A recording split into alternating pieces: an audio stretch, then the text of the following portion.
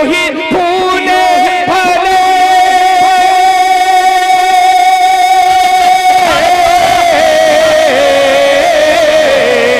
یوں ہی پھولے پھلے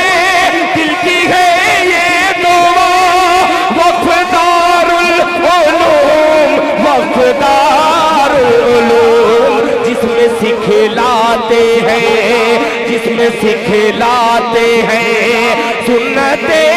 مصطفیٰ جس میں سکھلاتے ہیں سنت مصطفیٰ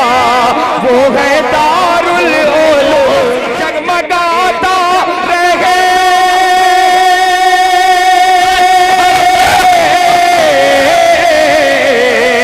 کہ جگمگاتا رہے حشر تک یا خدا وفدار العلوم وفدار العلوم یوں ہی پھولے پھلے یوں ہی پھولے پھلے دل کی ہے یہ دعا وفدار العلوم وفدار العلوم اور تیزی کے ساتھ مسافت کو طے کرنا جا رہا ہوں وقت کو میں ضائع کرنا نہیں چاہتا اس لیے کہ ہمارے مہمان خطیب جناب حضرت مولانا مفتی سعد النجیب صاحب وہ تشریف لا چکے ہیں ہم مولانا مفتی شہراب صاحب چاپدانی کلکتہ وہ بھی تشریف لا چکے ہیں اور ہمارے بنگلور سے مہمان مقرر جناب حضرت مولانا پی ایم مزمل صاحب رشادی بنگلور سے وہ بھی تشریف لا چکے ہیں انشاءاللہ ایک ایک بعد اگر سب کا بیان ہونا ہے اب میں 4 مصرے آپ سبھی حضرات کو پیش کرتا ہوں اور بیداری کا ثبوت دے انشاءاللہ ان کے بعد جناب حضرت مولانا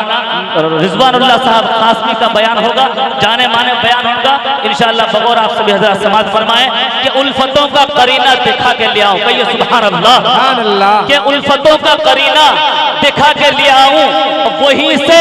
عرش کا زینہ دکھا کے لے آؤں وہیں سے عرش کا زینہ دکھا کے لے آؤں کہ خدایا اتنی نوازش میری غریبی پر کہ خدایا اتنی نوازش میری غریبی پر میں اپنی ماں کو مدینہ دکھا کے لے آؤں میں اپنی ماں کو مدینہ دکھا کے لے آؤں لہذا اس ماحول میں لیا چلتا ہوں جہاں علماء کرام کے ناصحانہ کلمات اور مواعظ حسنہ سے مستفید ہوتے رہیں گے لہذا اسی اہم مقصد کے تحت حامی قرآن عالم معانی و بیان ذو علم والایقان جناب حضرت اقدس مولانا رضوان اللہ صاحب قاسمی جمعیت جنرل سیکرٹری کٹھیار کو میں نہایت ادب و احترام کے ساتھ گزارش کروں گا کہ وہ اسٹیج سے مائک پر تشریف لائے اور اپنے مختصر وقت میں اپنے تقریر کو اپنے نورانی عرفانی حقانی بیان سے ہم تمام سامعین کو منور فرمائے مولانا رضوان اللہ صاحب آپ سب حضرات کے سامنے السلام علیکم ورحمۃ اللہ وبرکاتہ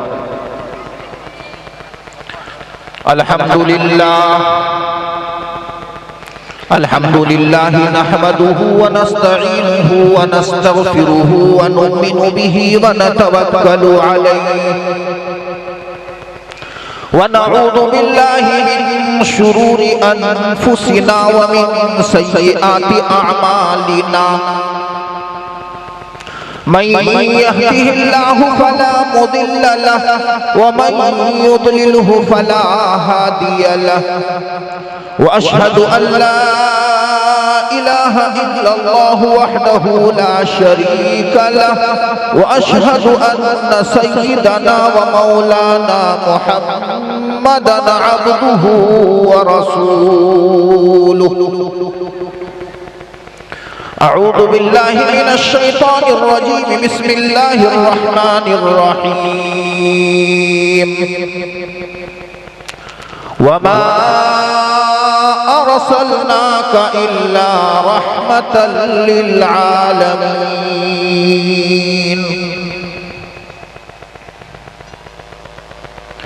یار کی مرضی کے تابع یار کا دم بھر کے دیکھ عرض مطلب کر کے دیکھا ترک مطلب کر کے دیکھ یار اپنا ہے تو اپنی ہے ساری کائنات سب کو اپنا کرنے والے اس کو اپنا کر کے دیکھ سب کو اپنا کرنے والے اس کو اپنا کر کے دیکھ اسٹیج پر تشریف فرما ذی وقار علماء کرام، دانشوران عظام، میرے سامنے بیٹھے میرے دین کی نسبت سے بھائیوں اور پس پردہ بیٹھی میری ماؤں اور بہنوں، بہت ہی مختصر وقت میں صرف 2-3 پیغام آپ سبھی حضرات کے نام میں دے کر اپنی جگہ لے لوں گا۔ آپ سے گزارش ہے کہ دھیان سے سنیں اور آنے والے جو علماء کرام ہیں جو دور دراز سے آپ کے اس علاقے میں آئے ہوئے ہیں، ان کو زیادہ سے زیادہ سننے کی کوشش کرنی ہے اور جو باتیں وہ بیان کریں ان پر عمل پیرا ہونے کی کوشش کرنی ہے۔ حضرات گرامی، آج یہ سیرت النبی صلی اللہ علیہ وسلم کے جلسے کا انعقاد کیا گیا ہے۔ اللہ کے نبی صلی اللہ علیہ وسلم جو اس کائنات کے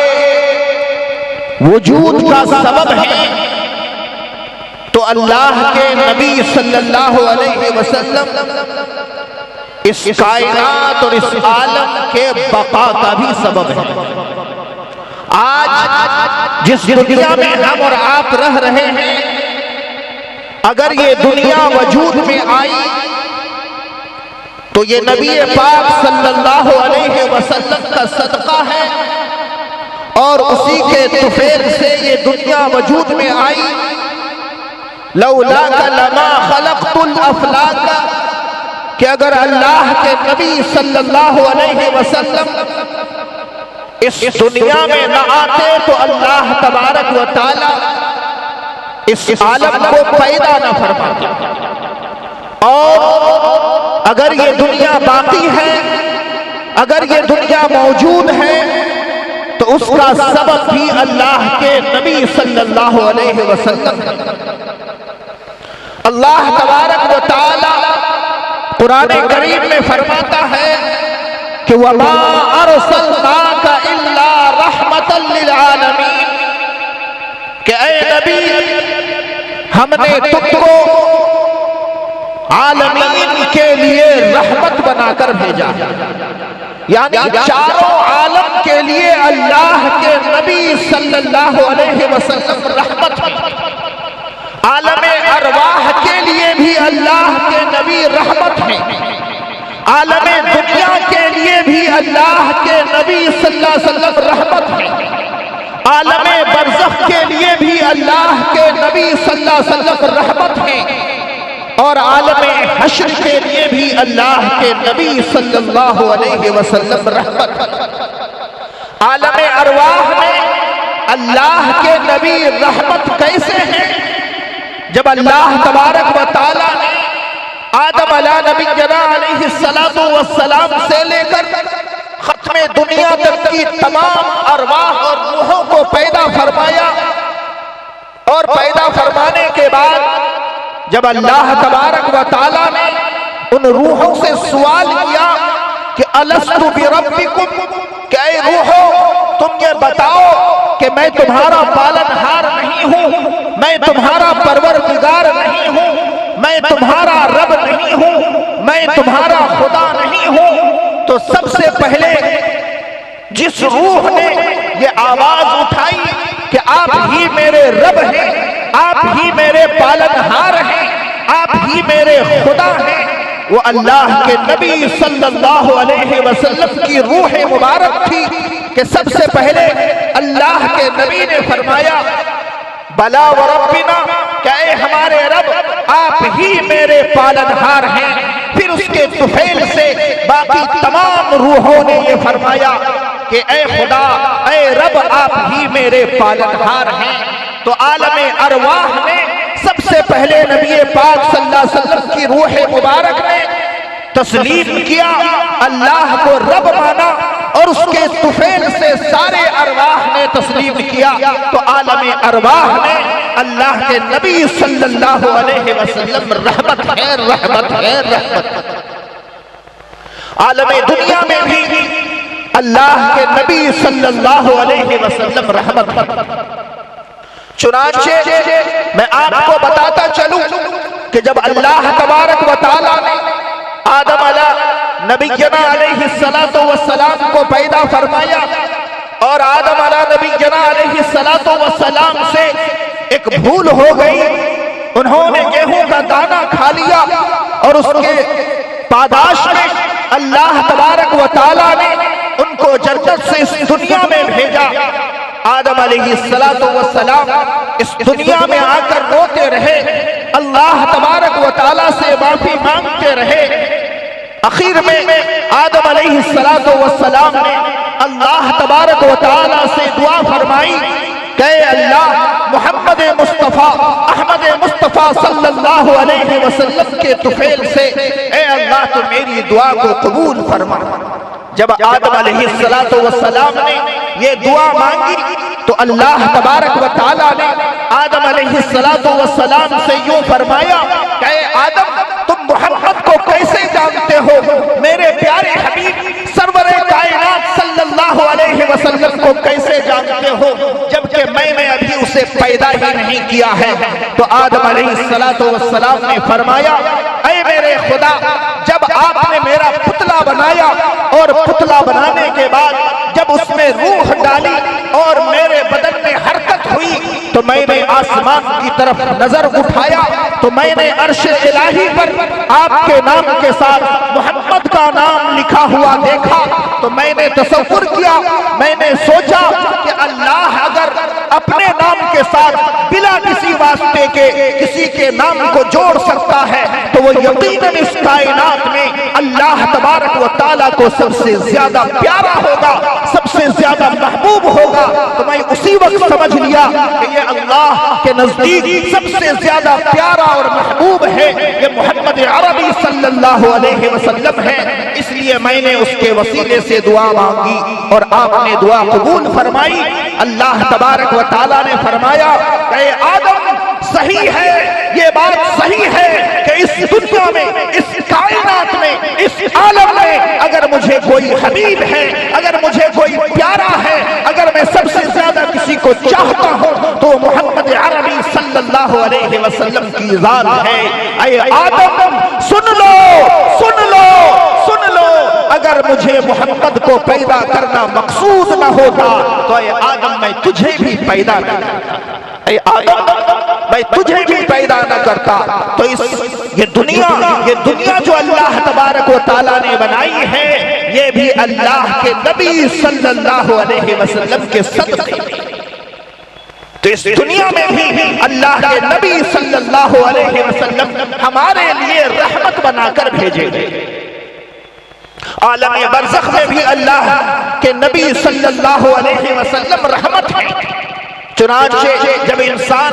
کی وفات ہوتی ہے اور انسان مرتا ہے، مرنے کے بعد جب قبر میں جاتا ہے، عالم برزخ میں جاتا ہے تو وہاں انسان سے سوال ہوتے ہیں کہ من ربک کا، کہ تمہارا رب کون ہے، ما دینک کا، تمہارا دین کیا ہے، اور یہ محمد صلی اللہ علیہ وسلم کون ہے۔ تین سوال ہوتا ہے۔ پہلے دو سوال اگر انسان نے دے دیے، اس مرنے والے شخص نے دے دیے، تیسرے سوال کا جواب نہیں دے سکا تو وہ کامیاب نہیں ہوگا۔ دو سوال موقوف ہے تیسرے سوال پر، دو سوال کا جواب دے دیا، اخیر والے سوال کا جواب نہیں دے سکتا تو وہ انسان کامیاب نہیں، وہ انسان جنت کا حقدار نہیں۔ تیسرا سوال کا جواب اگر وہ دے اور یوں کہے کہ یہ وہ شخص جس کے بارے میں آپ پوچھ رہے ہیں یہ ہمارے آخری نبی احمد مصطفیٰ محمد مصطفیٰ صلی اللہ علیہ وسلم ہے، اگر یہ جواب دے دیتا ہے تو وہ انسان پاس ہو جاتا ہے، عالم برزخ کے امتحان سے پاس ہو جاتا ہے اور اس کو سرٹیفکیٹ جنت کی مل جاتی ہے۔ یہی وہ عالم برزخ ہے جس میں اللہ کے نبی صلی اللہ علیہ وسلم اس امت کے لیے رحمت۔ عالم حشر میں بھی اللہ کے نبی صلی اللہ علیہ وسلم اس امت کے لیے رحمت ہے، پوری کائنات کے لیے رحمت ہے۔ چنانچہ احادیث میں آتا ہے کہ حشر کا میدان ہوگا، اس حشر کے میدان میں اولین اور آخرین جمع ہوں گے، سارے کے سارے انسان جمع ہوں گے، اللہ کا میزان قائم ہوگا اور اس میزان میں سب کے گناہ اور نیکیاں ناپے جائیں گے۔ پھر اس کے بعد جس کے گناہوں کا پلڑا جھک جائے گا اس کے لیے جہنم کا فیصلہ، جس کے نیکیوں کا پلڑا جھک جائے گا اس کے لیے جنت کا فیصلہ۔ اس حشر کے میدان میں آدم علیہ السلام سب سے لمبے ہوں گے اور وہ اپنی بیٹوں پر نگاہ رکھے ہوئے ہوں گے کہ ہمارے بیٹوں کے ساتھ اللہ تبارک و تعالیٰ کا کیا معاملہ ہو رہا ہے۔ چنانچہ آدم نبینا علیہ السلام جب دیکھ رہے ہوں گے کہ اللہ تبارک و تعالیٰ نے حکم فرمایا ہے اور دو فرشتے ایک انسان کا ہاتھ پکڑ کر، دونوں ہاتھ پکڑ کر گھسیٹ کر جہنم کی طرف لے کے جا رہے ہیں، آدم علیہ السلام تڑپ جائیں گے کہ ہمارے بیٹے کو جہنم نصیب کی جا رہی ہے، جہنم کی طرف لے جایا جا رہا ہے۔ محمد عربی صلی اللہ علیہ وسلم کے پاس آئیں گے اور آ کر یوں عرض کریں گے، اے محمد کچھ کرو، اے محمد کچھ کرو، میرے بیٹے کو جہنم کی طرف لے جایا جا رہا ہے۔ محمد عربی صلی اللہ علیہ وسلم ان فرشتوں کے پاس جائیں گے اور جا کر یوں عرض کریں گے کہ تم لوگ اس کو کہاں لے کے جا رہے ہو؟ فرشتے عرض کریں گے کہ اس کو میں جہنم میں لے کے جا رہا ہوں، اس کا میزان قائم ہو چکا ہے، اس کے نامہ اعمال میں نیکیاں نہیں ہیں، اس کے نامہ اعمال میں صرف برائیاں ہی برائیاں ہیں، نیکی کا پلڑا بالکل ہلکا ہے اور بدی کا پلڑا جھک چکا ہے، اس کے لیے اللہ تبارک و تعالیٰ کا فیصلہ ہو چکا ہے، لہذا اس کو جہنم میں لے کے جا رہا۔ چنانچہ اللہ تبارک و تعالیٰ کی طرف ہمارے پیارے حبیب سرور کائنات صلی اللہ علیہ وسلم متوجہ ہوں گے اور یوں فرمائیں گے کہ اے اللہ، آپ نے میرے ساتھ وعدہ کیا تھا کہ کل حشر کے میدان میں ہمیں رسوا نہیں کریں گے، اے اللہ حشر کے میدان میں رسوا نہیں کریں گے، اے اللہ اس کے میزان کو دوبارہ ناپا جائے، اس کے نامہ اعمال کو دوبارہ ناپا جائے۔ فرشتے عرض کریں گے کہ یہ کیسے ہو سکتا ہے؟ میزان قائم ہو چکا ہے، اس کے نامہ اعمال کو تولا جا چکا ہے، اب دوبارہ تولنے کی کیسی بات ہے؟ لیکن اللہ کے پیارے حبیب سرور کائنات صلی اللہ علیہ وسلم کی سفارش سے اللہ تبارک و تعالیٰ ان فرشتوں کو حکم کرے گا کہ اے فرشتوں، اس کے میزان کو دوبارہ قائم کرو اور اس کے گناہ اور نیکیوں کو دوبارہ ترازو میں ناپو۔ چنانچہ جب اس کے نامہ اعمال کو ناپا جائے گا تو اس کے نامہ اعمال میں صرف برائی ہی برائی ہے، اس کے نامہ اعمال میں شراب ہے، اس کے نامہ اعمال میں زنا ہے، اس کے نامہ اعمال میں چوری ہے، اس کے نامہ اعمال میں غیبت ہے، اس کے نامہ اعمال میں پڑوسی کے ساتھ ناروا سلوک ہے، یہ سارے کے سارے نامہ اعمال اس کے میزان پہ رکھے جائیں گے اور دوسرا والا پلڑا جو ہے وہ بالکل خالی کا خالی نظر آئے گا۔ چنانچہ جب میزان ہوگا اور نامہ اعمال جب تلا جائے گا تو اس کا برائی کا پلڑا جھک جائے گا، نیکی کا پلڑا ہلکا ہو جائے گا۔ محمد عربی صلی اللہ علیہ وسلم اپنے جیب سے ایک کاغذ کا ٹکڑا نکالیں گے اور اس کاغذ کے ٹکڑے کو بسم اللہ الرحمن الرحیم کے ساتھ اس خالی پلڑے میں رکھ دیا جائے گا۔ جو ہی وہ خالی پلڑے میں وہ کاغذ کا ٹکڑا رکھ دیا جائے گا، وہ پلڑا جو ہلکا تھا جس میں نیکی نام کی کوئی چیز نہیں تھی، وہ پلڑا بھاری ہو جائے گا اور یہ گناہوں کا پلڑا ہلکا ہو جائے گا۔ چنانچہ اللہ تبارک و تعالیٰ کی طرف سے فیصلہ ہو جائے گا کہ اس کے نامہ اعمال میں نیکیاں زیادہ ہیں، گناہ کم ہیں، لہذا اس کو جنت کی طرف لے جایا جائے۔ فرشتے اس کو جنت کی طرف لے کے جائیں گے۔ وہ آدمی فرشتوں سے کہے گا ذرا رکو، میں ذرا پوچھ لوں کہ یہ آدمی کون ہے۔ چنانچہ وہ شخص اللہ کے نبی صلی اللہ علیہ وسلم سے سوال کرے گا کہ اے فلاں شخص، آپ کا چہرہ بڑا نورانی چہرہ ہے، آپ کا چہرہ بڑا نورانی چہرہ ہے،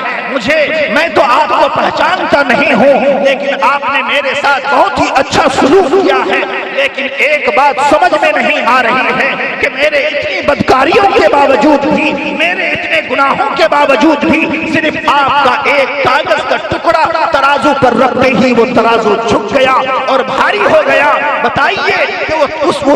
پرچے میں کیا تھا اور اس کاغذ کے ٹکڑے میں کیا تھا؟ اللہ کے نبی صلی اللہ علیہ وسلم فرمائیں گے، اللہ کے نبی صلی اللہ علیہ وسلم فرمائیں گے، اے فلاں شخص، اے فلاں شخص، تیرے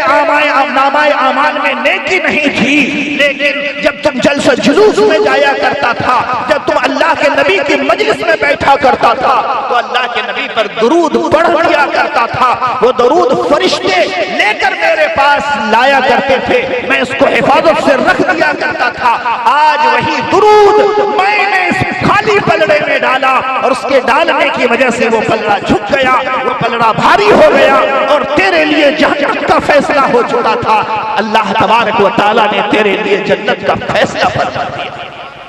تو اللہ کے نبی صلی اللہ علیہ وسلم عالم ارواح میں بھی رحمت بنا کر بھیجے گئے، عالم دنیا میں بھی رحمت بنا کر بھیجے گئے، عالم برزخ میں بھی رحمت بنا کر بھیجے گئے، اور عالم حشر میں بھی اللہ کے نبی صلی اللہ علیہ وسلم رحمت بنا کر بھیجے گئے۔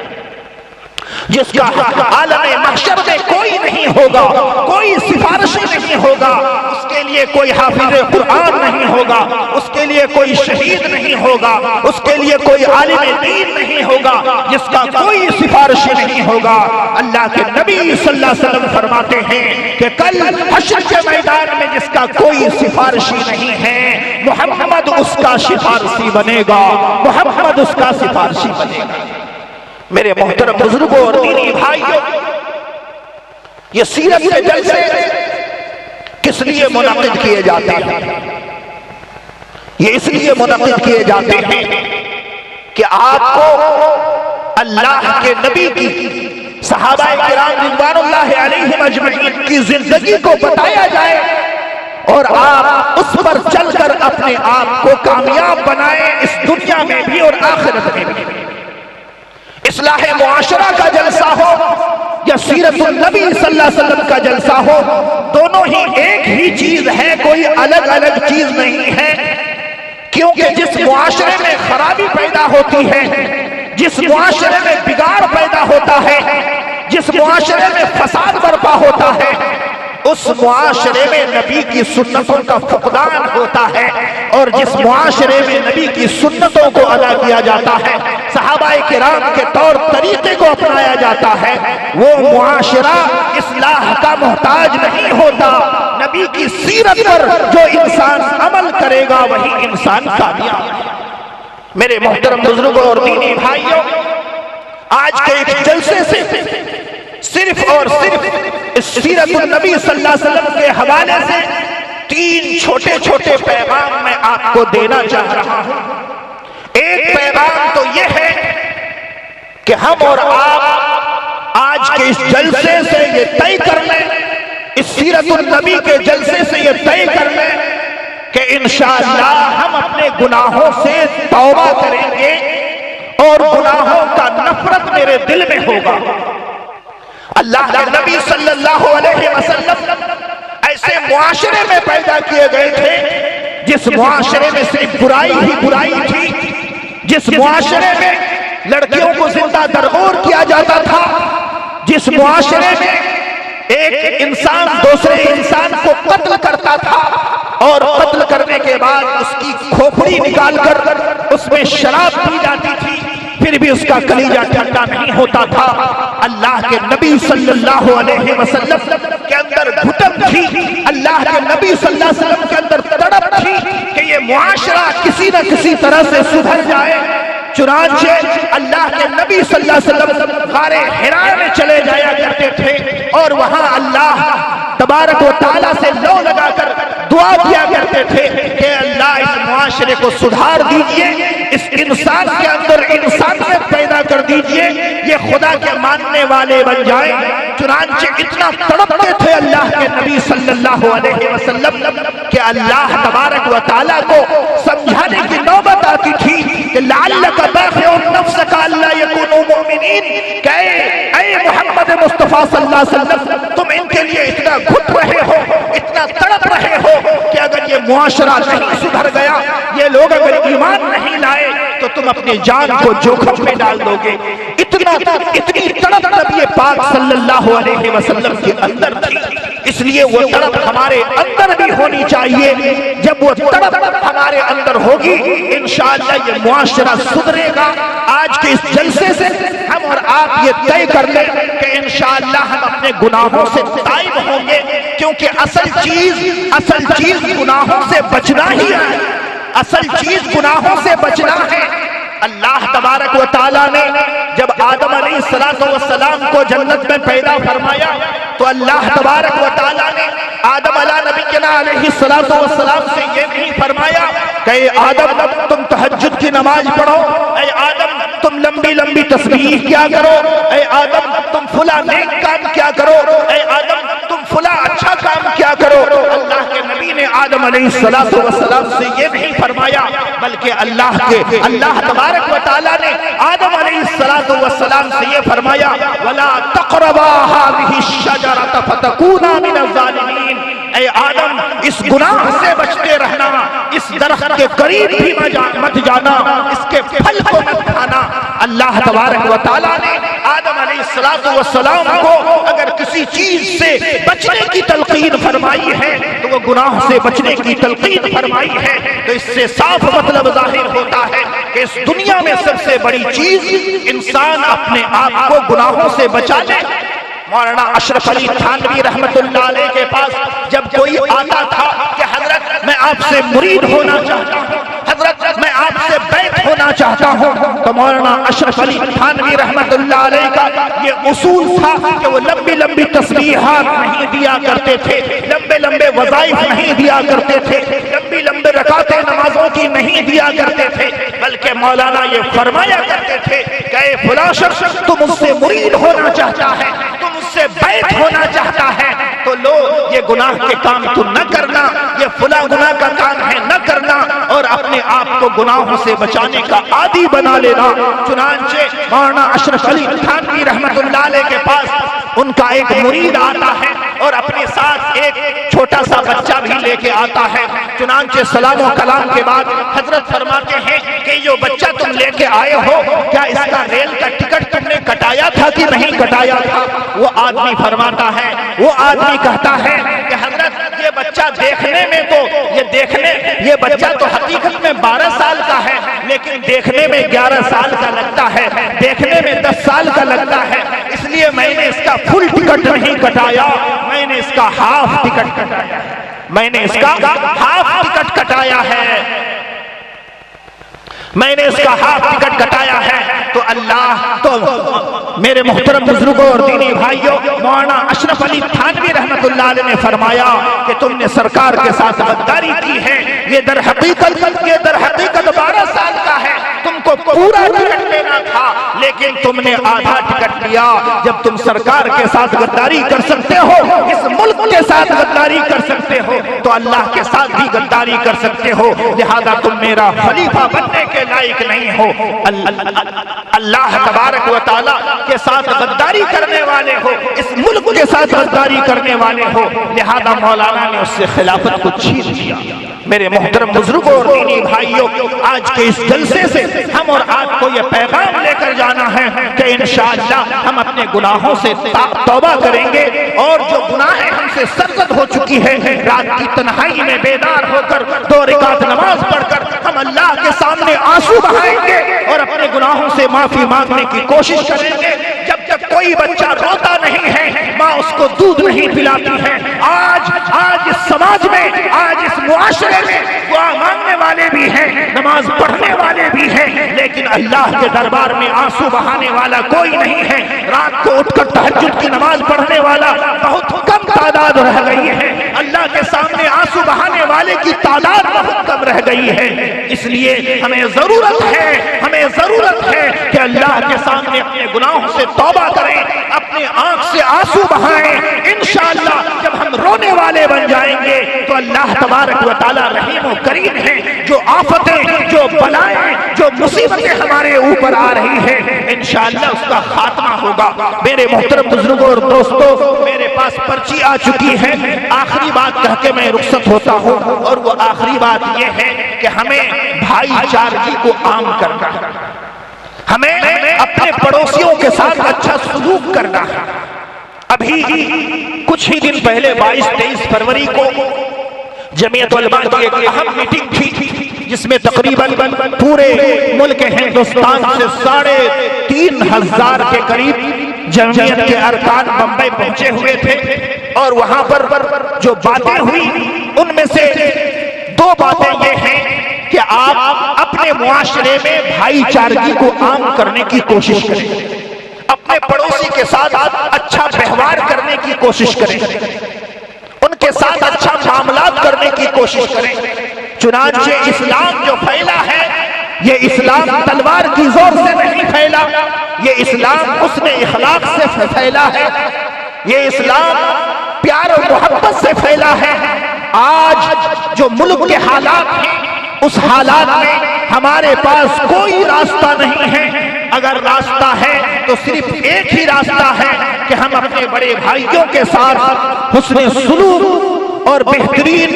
طریقے سے ان کا استقبال کرنے کی کوشش کریں، ان کے ساتھ محبت کو عام کرنے کی کوشش کریں، اپنے شادی بیاہ کے موقع میں انہیں دعوت دیں، ان کے شادی بیاہ کے موقع میں ہم جا کر ان کی خدمت کرنے کی کوشش کریں، مدرسے والے اپنے مدارس کے پروگراموں میں ہمارے بڑے بھائیوں کی بھی بلانے کی کوشش کریں۔ انشاءاللہ یہ پیار اور محبت جب ہم عام کرنے کی کوشش کریں گے تو انشاءاللہ یہ جو نفرت کا ماحول ہے یہ نفرت کا ماحول ختم ہوگا، اور ہمارے ملک کی جو صورتحال بن چکی ہے وہ صورتحال بھی انشاءاللہ درست ہوگی۔ اس لیے ہمیں اور آپ کو اس جلسے سے یہ پیغام بھی لے کر جانا ہے کہ ہمیں اپنے غیر مسلم بھائیوں کے ساتھ پیار اور محبت کا سلوک کرنا ہے۔ میرے محترم بزرگوں اور دینی بھائیوں، پرچی آ چکی ہے، علماء کرام کی ایک طویل فہرست ہے، میں اپنی بات کو یہیں پر ختم کرتا ہوں۔ اگر کہنے سننے میں کوئی غلطی ہو گئی ہو تو اللہ کے واسطے انہیں معاف کریں، اور جو باتیں بھی آپ کے دل کو لگی سب سے پہلے دعا کریں کہ اللہ تبارک و تعالی مجھے اس پر عمل پیرا ہونے کی توفیق نصیب فرمائے، اور ساتھ ساتھ آپ تمامی حضرات کو اس پر عمل پیرا ہونے کی توفیق نصیب فرمائے۔ وآخر دعوانا ان الحمد للہ رب العالمین، والسلام علیکم ورحمۃ اللہ وبرکاتہ۔